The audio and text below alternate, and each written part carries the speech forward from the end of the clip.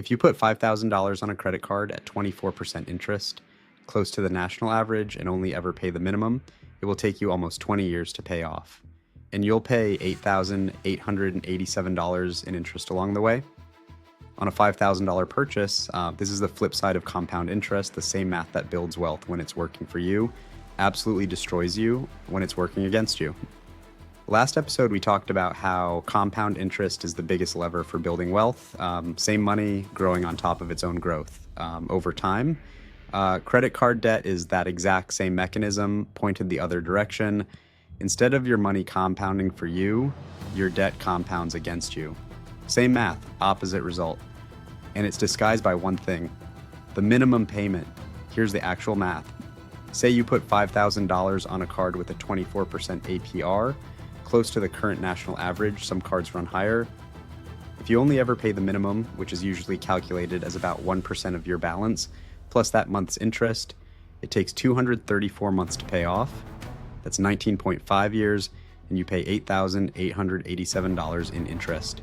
Total cost, $13,887 for a $5,000 purchase. Now compare that to paying a fixed $200 a month instead of the shifting minimum. Same $5,000 balance, same 24% APR.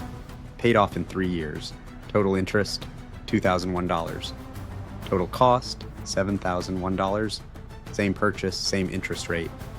The only difference is which number you pay each month, and it's a $6,886 difference. The minimum payment isn't designed to get you out of debt fast. It's designed to keep the balance just barely moving, so the interest keeps compounding for as long as possible.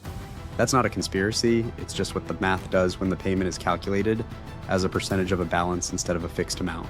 This is why "I'll just pay the minimum for now" is one of the most expensive sentences in personal finance. The same way "I'll start investing later" was in the last episode. Except this time the compounding is working against you. Well, to be clear, sometimes the minimum is genuinely all you can afford some months. And that's real life, not a failure. This isn't about guilt, it's about knowing the actual math. So if you ever have room to pay more than the minimum, you know exactly how much that extra money is worth. The takeaway: the minimum payment number on your statement is the slowest, most expensive way to pay off debt that still technically works.